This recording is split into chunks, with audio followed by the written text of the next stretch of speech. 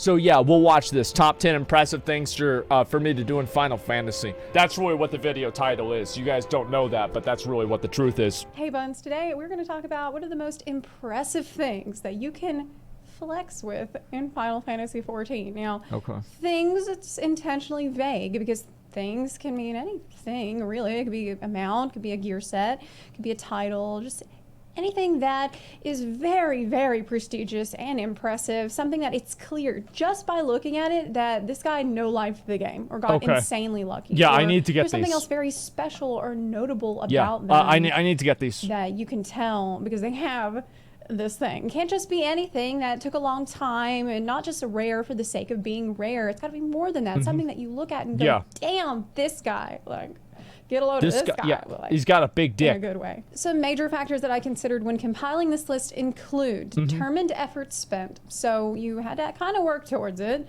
It's really funny for me to hear this because this is the exact kind of stuff, like this list and like these, probably like what she's going to say is like effort, how hard it is to get, like how good you have to be, how rare it is, etc. Right? Like I did this exact same thing for like all the WoW mounts back in the day. And I had like a 1 to 10 list for all of them. Achievements, not just something that's temporary, that's cool now, but maybe won't be so cool later. Like it's always got to be cool. And recognizability, something that the majority of people, I guess people at endgame, players have been playing a little while, they can recognize that and say, yes, that is cool. Wow. Yep. That's because that's the thing that gives it prestige. Other people recognizing that. Exactly. It's cool. Some examples of things that I left out, and here's why. Something like the Amara. Yeah, the fuck is this? Takes a while to get because it means you have to get all your battle jobs to 80. But for me, I was able to pretty lazily do it. And I think that if you just put enough time doing it, it's not very hard at all. So I don't think it meets the standard of super duper impressiveness. I agree with that. I don't think it's that big of a deal either. I feel like you could get one job to 80, I'm assuming, in what, probably like 3 days. And also like you get like that earring for pre-ordering Endwalker and you get 30% more experience, bro. Like that's so fucking much.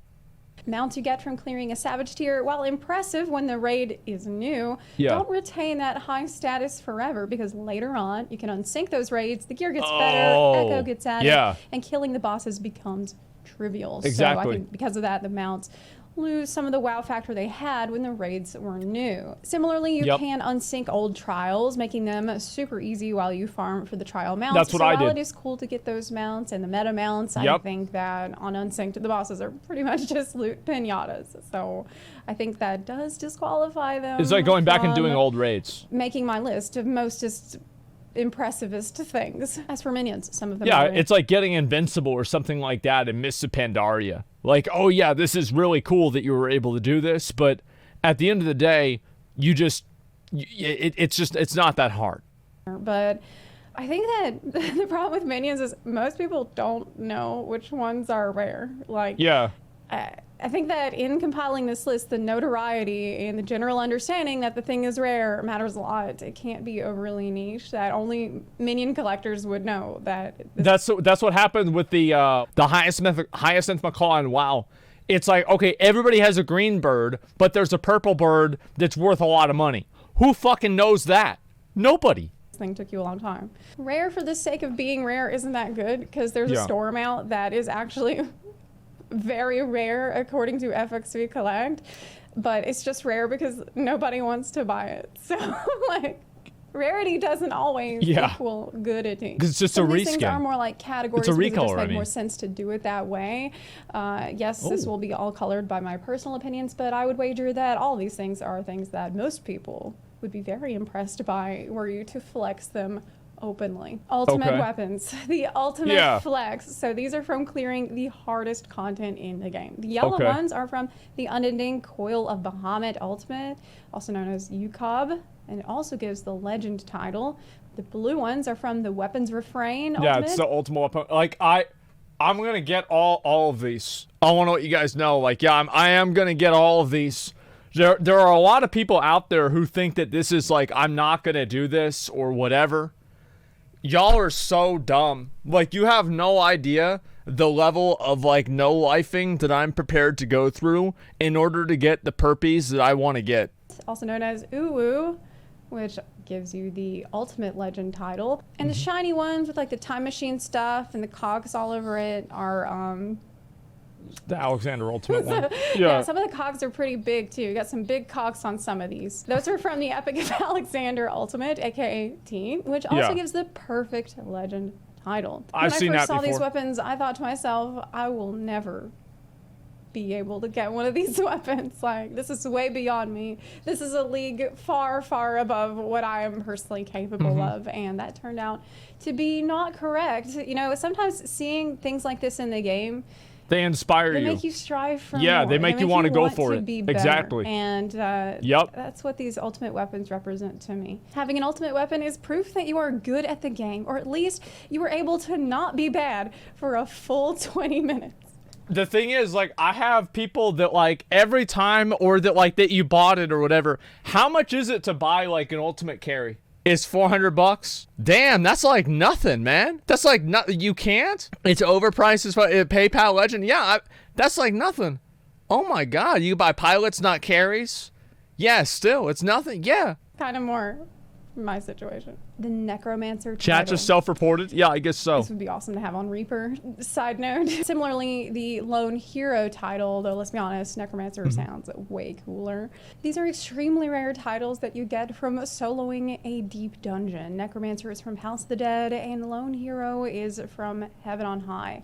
What I want to show you that I think will help you understand why this is so insane is this clip from Meiji. Now, Meiji is the one that wrote the guide, like the guide. 1 to 200. That I will link below. I'll also link to their Twitch below, and their YouTube channel. Okay, just for some context, Palace of the Dead, to clear it, to do the solo clear, you have to get to the final floor, which is floor 200. Right. And as you progress through it, the floors get harder and harder and harder. Makes sense. And here's a clip of what it was like for one of the best Palace of the Dead players in the world to fight one mob, a mimic, on a very, very high floor, floor 192. So you can just look from this clip the level of kiting that is required. This thing does a lot of fucking damage. Constantly. Like, you cannot take more than one hit from this thing. This is without steel, so steel is a buff that you can get for yourself, but I mean, a lot of this is about luck. You might not have that buff Holy available. shit. You might not have looted the thing that you can use to get that buff for yourself, and in that case, you just is need this to like use a boss skill, pure kiting skill to survive the situation, and if you die, that's it. Your run is over.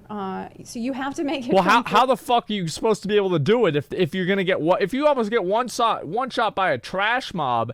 How the fuck is the boss gonna be any harder? Very slowly. It's 4-man content. It's an elite mob. Okay, all right. Maybe I'll try this out sometime. Floor 1 to floor 200 solo. Yeah. All on your own to get the Necromancer title in Palace of the Dead. I actually managed to track down somebody on my data center who has both titles and cleared Palace of the Dead not once but 3 different times. It might have been more than that, because I talked to them at the end of June, and he said he was still going for more clears then. So this is Sadie Sassafras on Twitch. I was like, why? Why are you going for more clears? Yeah, for real. Why would you suffer more? You already have the title. And he said that he wanted to get back on the leaderboard for Machinist as his clear got pushed off. So yeah, there are rankings that you can check here. It is public for everyone to see. He also said that it's a good time sink, and it is fun to go in on other jobs to see how they handle stuff in there. Like, clearly he just enjoys the content itself. That's what keeps him coming back. He said that imagine having fun playing a game. I've done Savage. It's hard to compare the two because of the time commitment and personal responsibility. Solo, I guess Deep Dive, it's DD, I'm assuming, requires. The later bosses in Palace can be tough, but like Savage, follow a scripted rotation so you can research ahead of time and prepare. Deep Dungeon, oh, it's deep, okay. Compared to something like Savage, a Deep Dungeon solo calls for a massive time commitment, and it's just a huge personal responsibility. There's nobody else in there that can help you. And he said, it's nice knowing that if I mess up, it's on me. There's no chance of someone else ruining a run. It could be the game and lag, or a bug, which is why I would die. So that's actually not entirely true. When I talked to Sadie a little while ago, he said that he had a scholar run sitting at 110, but I can already see here from the leaderboards that his scholar run is at 186, which is pretty impressive because some jobs like scholar are even harder to do on this than other jobs. So he's like added a new level of nightmare mode to something that's already a nightmare mode content, like just for the lulz, pretty much. Jesus. Sadie also suggested that I give a shout out to Angelus Demonos, whose name I actually did hear a week or two ago when I heard that Angelus had Holy soloed Heaven on shit. High on every single job. Sadie said that Angelus does streams that are like how to do Palace of the Dead from 1 to 200. That were What the helpful, fuck? and puts his clears up on YouTube as well. So I'll link to all that in the description box. That's Definitely worth checking insane. out if you're considering soloing. I also asked Sadie if there's anything else that he wanted to suggest Okay. to you buns who might be considering this. And he said, do not be disheartened if you die early on in the climb. The first few floors can be bad if you're under-leveled in Palace, or if you get ambushed by patrols and Heaven on High. I never played I should try Machinist this. before trying out Solo Deep Dungeon, and I managed to get there, so anybody else watching can't. I thought that was really crazy. Okay. So, like, he wasn't even like a pro Machinist player. And Didn't he was even able play to do it. Machinist before doing this achievement, so that should be encouraging for some of y'all. Next up, That's rare cool. PvP loot. So I've Okay. kind of put this all in one category. Wow, that looks because, good. Honestly, all Not the PvP mount. mounts are rare since so few people do the content. Though I kind of do feel like that is changing lately, but that's a subject for another day. I kind of wanted to focus more on all of the unobtainable PvP mounts that are super rare, like the feast rewards from getting top 100 in the feast. In These are like the previous gladiator season, 'cause, mounts, like, right? Once the season rewards are out, Yeah, these that's are like it. the gladiator You can mounts. never get those rewards again. So Yeah, it's that one a looks good fucking reason to go do the badass. feast while it's I current. like that a lot, Sometimes yeah. the reward for feast top 100 is not a mount, but instead really cool armor sets, which was the case in season 18 and 19. The samurai in my static, Makopsy actually has this, and all the time, like every day, people even DM me on Twitter to ask where he got this armor because it's super cool and super rare. That's really, really cool set. That's so badass, man. So how hard would it be for me to get that? Is it very, very hard? You can't get it? Oh, because I know it's just for, like you said, samurai, and samurai don't use the same gear. Oh, it's gone. This one's out of the game? Okay, so like the next set that's like this, maybe I should go for it. But only, it says top 100. That means only 100 people in the game can get this? Is that right? Dude, that's crazy. And I'm like, I mean, sorry, that ship has sailed. Yeah, You I should might go not get that Feast then. Season 18 or Dude, the 19, cloak is 'cause fucking now, awesome. You cannot get it Holy anymore. shit. Best you can do is feast your eyes on it. Modeling these PvP mounts for me here today is Rasumi Himawari from Shiva, the top mount collector on my data center, according to FXV Collect. So I don't know how accurate it is. Wow. It's still pretty impressive. I asked Rasumi if they had to know life PvP to get top 100 for these mounts. What'd And they they say? actually said, no, it's not even that bad. In most seasons, it Really? takes like 30 to 50 hours of work. If you play like 2 to 3 hours every day, you can spread it out a lot. Y'all should That's know nothing. that season 20 of the Feast is underway right now. So if you want Bro, to... that's fucking nothing, man. That's nothing. 50 hours? I can do that in a week. Nobody plays it? Good, that'll make it easier. I don't give a shit. I just want the gear. Fight me? Yeah, who cares? I mean, you can. I've been doing it. I've been doing it a good bit. It's the first time Yeah. I've been ranking up in PvP. It's actually been pretty fun. But I bring it up because, not to tell you to fight me, but to tell you if you want the soon-to-be rare mount from Season 20, What the fuck? Dreadnought from ranking in the top 100 for this season, now would be the time to do the feast. You might dread not doing it. The Tiger mount. Oh, also the that's Triceratops badass. mount from doing hunts. That's Okay. killing world bosses, basically. For the Tiger, you need to kill 3,000 A ranks and 2,000 S ranks, the S ranks being the brutal part, because they're often pretty difficult and weird to spawn. I know there are some S ranks that to get them to spawn, you need to go to their spawn location and just die repeatedly, like over and over and over, like maybe it'll spawn at some point. There's others What? that you need to go to their spawn location and eat food or drink, and they might show up, or maybe you need to catch a particular fish. So, wait a minute. Hunt trains? Yeah, but how long are the hunt trains gonna be, though? Yeah, like, how many do you get in the hunt train? Like, so it's a 2-hour hunt train, and you get you get 12 NPCs. Okay, so 12, what's 3,000 divided by 12? That's a lot. That's a fucking lot, man. Or maybe it just has to be during nights of the full moon. Like, it sounds like a joke, but yeah, that's how a lot of these are. So some of them are kind of pain in the ass. The Triceratops requires you to kill 2,000 A rank elite marks and 1,000 S rank elite marks in Shadowbringer's zones. Oh my Rasumi, God. who has both of these mounts, told me that they went hard for like 6 months to get these mounts. They went hard for like, 6 months? When you say you went hard, what does that entail? And it said S ranks can take up to 132 hours to respawn. You had 3 copies per zone at Shadowbringer's launch and 6 servers with world travel, so you could get 50 realistically every 3 days, and per week something like 100. So yeah, 50 S ranks every 3 days or so for 6 months. They said they were in a Discord server for hunts and 4 different link shells to make sure they get all the call outs to be alerted when there's a hunt to go kill. And Bro, just imagine that guy, man. Like, dude, you know what it reminds me of? It reminds me of those people that had Donald Trump on notifications. And whenever Donald Trump wakes up at like 3:30 in the morning and he tweets out, "Oh, I can't believe that Hillary still isn't in jail. I'm going to put her in jail tomorrow." And then immediately, like, they get a fucking, their phone starts buzzing. Bzz, bzz, bzz, and then it's fucking wakes them up in the middle of the night. And they're like, "Sorry, honey, give me 1 second. I've got to do something." And then they fucking open up their little fucking phone and they're like, "Oh, fuck you, orange piece of shit. I can't believe that you're the president. I hate you. I can't wait to vote against you again. All right, fuck you. Send it." Then I go back to bed. That's the way it feels. I feel like it's the same thing. Like, it's like 2 in the morning, you get a phone buzz, and it's like, this thing is up, and you've got to go kill it right now. Don't lie, that was you. It was me with, there was actually things like this. I would have people call me on the phone if like Undasta was up, or if other NPCs were up. I'd have them call me immediately. Let me know what's going on. I suggest you join those. I know Phaloop has been an amazing resource Galleon was another for this, so I'll put the links to that below. Back before it wouldn't Basically, spawn if all you the want time. these mounts, the hunt is going to become your end game. Like, Yeah. That's how you got to earn your stripes. Very clever. So, I feel like if I really wanted to go hard and get all the mounts in this game, I would have to play it like 8 hours a day, 12 hours a day for like a year or a year and a half. I think that I'll probably... Can I farm mounts in WoW and Final Fantasy at the same time? That would be fucking crazy. I would actually feel like I was doing something with my life if I did that. Mentor Pegasus mount, or the Astrope. I've seen a few of these. This requires 2,000 mentor roulettes.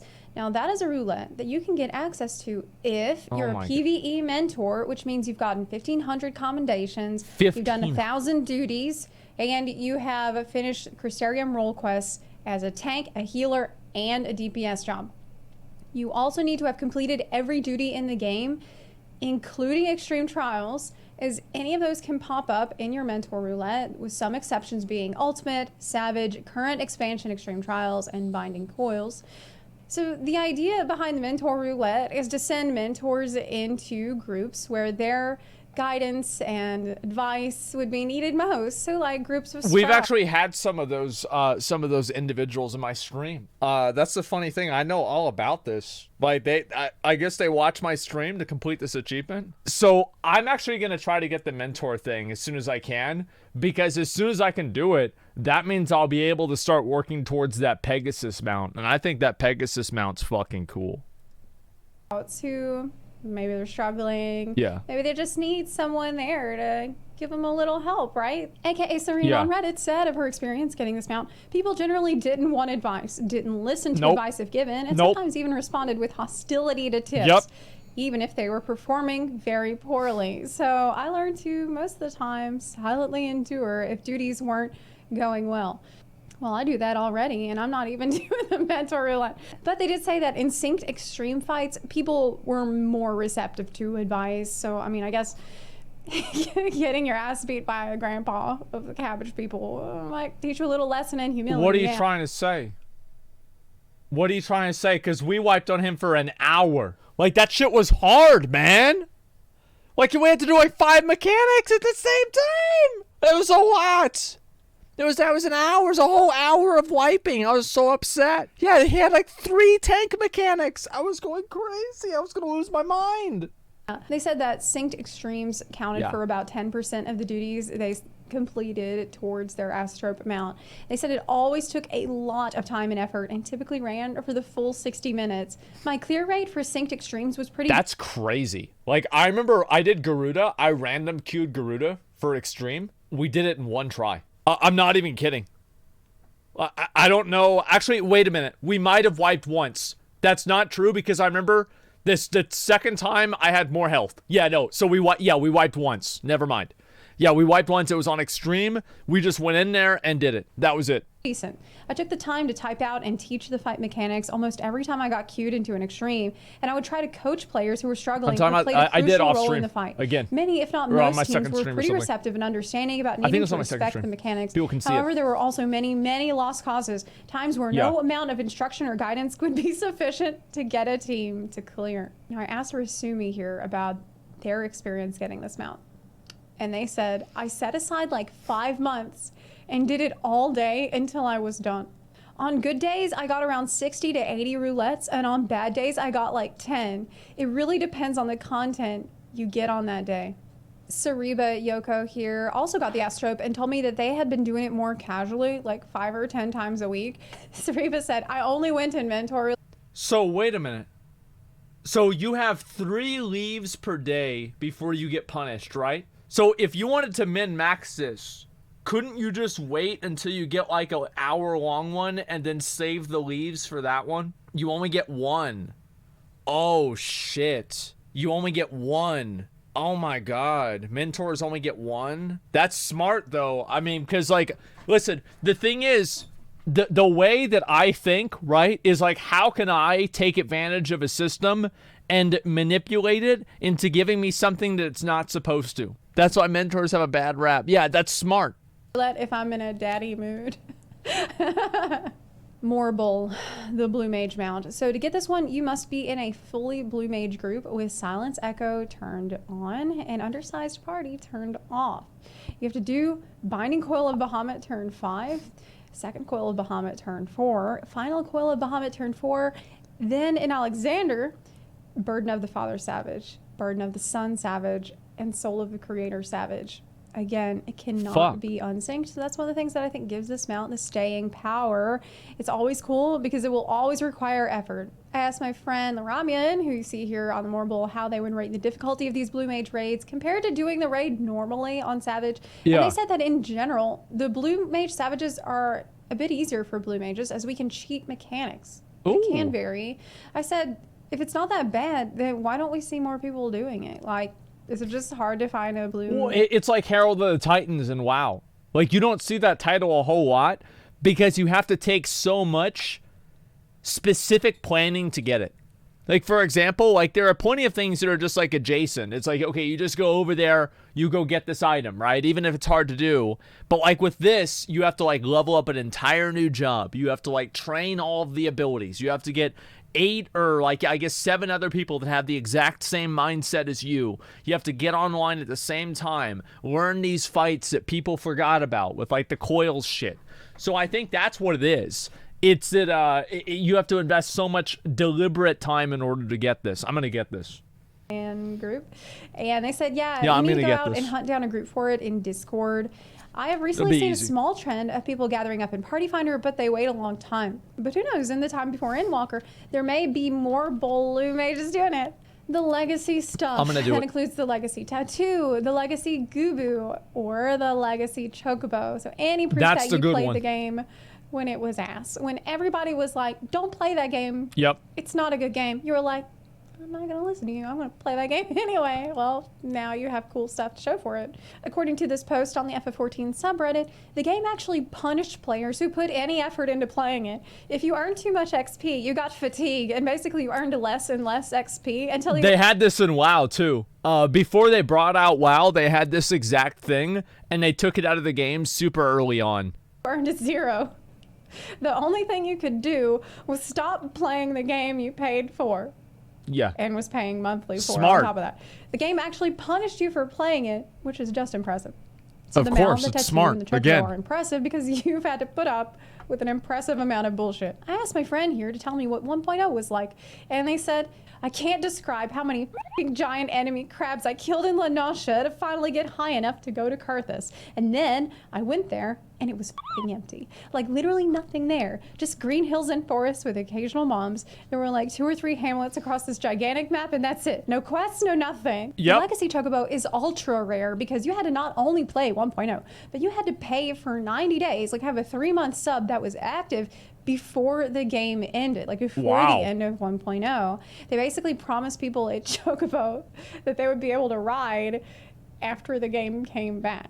But now that the game is... It's funny that they did that because that's exactly what WoW does, right? But it's like, wow, like the big payoff of Final Fantasy is the game's like way better and you get a few really cool cinematics. The payoff for WoW is you find out that there's a bunch of fucking molesters and everybody quits the game. Well, one person actually cried on Reddit. I thought this post was really funny. They said, jealousy of Legacy players is making me not want to play. What an idiot. Does anyone else feel the same? Does anyone have advice or a different way to think about it? There's people that think about that with WoW, right? Is that there's like all these FOMO mounts and shit like that in the game, and they don't want to, they get frustrated and demoralized because they know, oh, I'll never have this or I'll never have that or whatever.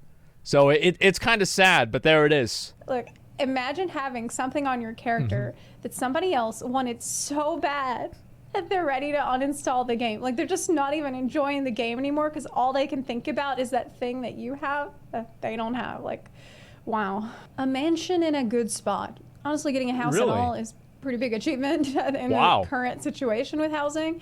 But getting a large house in a good spot, that is a rare opportunity. That's a door that doesn't open every day. But what is a good spot? So, should I buy my own house? What do you guys think? Should I buy my own house? I think I should buy my own house. I need to get a lot of money though, and have people give me money so I can do it. Well, not facing any other houses, but I would think like on top of a cliff, maybe overlooking having a nice view. It's so funny because Fantasy 14 players are always like, we need neighborhoods so we can be around other players' houses. Okay, well, where's your house? Well, not in front of anyone else's house. They're gonna ruin it. Yeah, they want to make it special. My Exactly. view. So right now, yeah, because the housing system is terrible and there's nowhere near enough supply for the demand, it's extremely hard to get a house at all, as I said. I personally never seen a large house So it's plot just for like sale Austin. Ever, except like maybe when the residential district is brand new. So I think the people with the large plots probably got them when the ward opened, or they were insanely lucky. Now they did confirm that just in like real Walker life. they will be adding a lottery system, which, believe it or not, the lottery will be more fair. If that gives you an idea of just how jacked the current system is. So if you really want a large house, So I'd have to have somebody. Like, I don't know if I'd want to have my own house. Like, can you have other people go in your house and basically, like, clean it for you and decorate it and shit? Or do you have to do that yourself? Because if you can? Okay, all right, cool. Because, like, to me, cat maids, yeah. Okay, that's cool. Because I don't want to have to spend a whole lot of time dealing with it, okay? Yeah, you little cat girl maids. Have them do all the work for me, and then meanwhile, I just do what I want. Now, I would suggest go to a mansion that's owned by an FC and just knock on the door and ask if Daddy Warbucks will adopt you.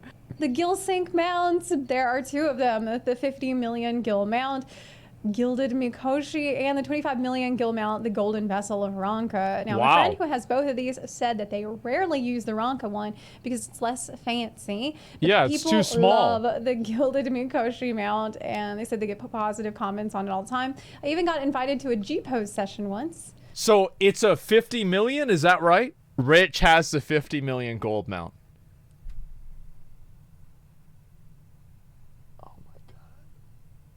Oh my fucking god. Like, not hard to get, what the fuck. I just, why am I not surprised, man? Oh, why am I not? He got donated, though. It doesn't count. It doesn't matter if it doesn't count. Like, half the people that probably had the mount bought the gold or fucking did some other cheesy bullshit to get it. Like, let me tell you guys something. Like, if you want to, like, at the very elite of completionism, everybody that at the very elite of completionism is scamming or cheating or skimming shit that they shouldn't be skimming. Like, it's the same with WoW in, like, every regard. There's, like, some sort of bullshit that they're doing. They're merging old accounts. They're doing this farm with 3 different characters at the same time that are merged on the same Battle.net account. They're buying gold. They're buying WoW tokens. Like, there's every person that I know that's at the top of the leaderboards for like, mounts and stuff like that did some cheesy shit to get there.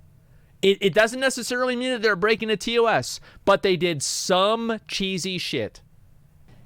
To provide the confetti for a party picture. They said that they had made a lot of gil being an early adopter to the Bozja content, selling tons of fragments, and also selling mounts and minions from Unreal Trials. I asked, did it break the bank for you to buy it? Or was this like pocket change for you? Right. Like, I basically asked, like, are you rich? Yeah. And they said buying both mounts took away like 30% of my total wealth. That's a lot of fucking money. I did not need to eat stale bread. Yeah. The Pteranodon mount. This is from an absurd amount of crafting and gathering in the firmament of Ishgard. For a while, this mount was so rare, I had to go to a JP server to find the only person that I knew of who had the mount for my mount video. The Pteranodon requires 500,000 points towards your Skyward score on every single crafter and gatherer job. Now, a friend of mine, Vlithra, has gotten it and told me that it was probably about 3 months of grinding. The crafting part honestly aren't that bad, they said. It's the gathering part that takes time. And I asked, how many hours a day, like, would you say? This is an estimate, but I'd say around 550 to 650 hours. So around 6 to 7 hours a day.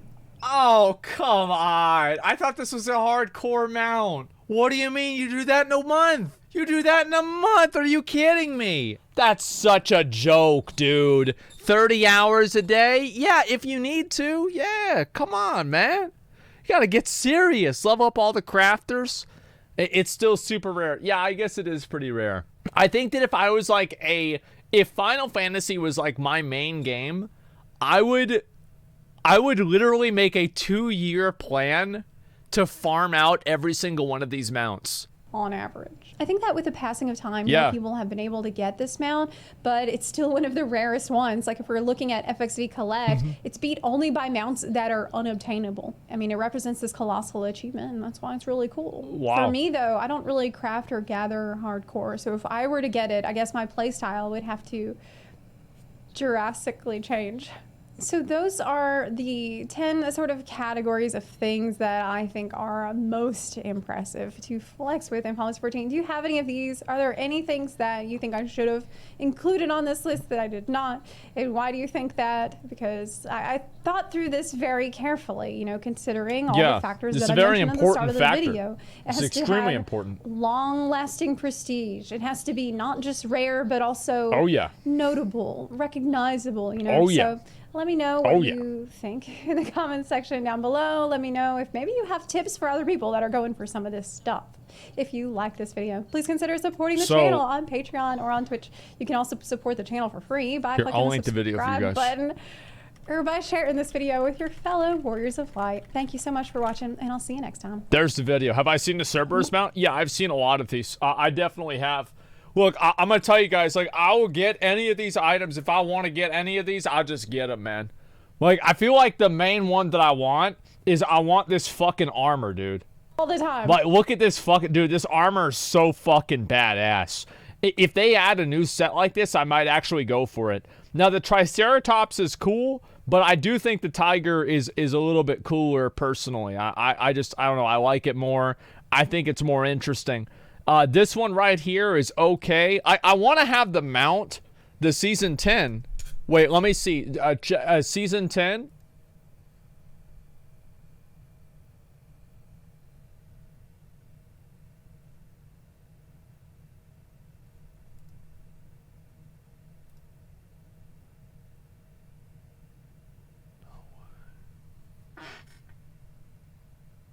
No way.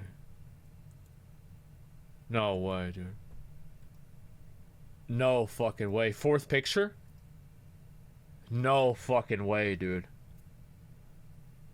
Oh my god. Like, so do I have to do this now? Like, this is crazy. Holy fuck, this armor looks badass. Wait, holy, how the fuck do I get that?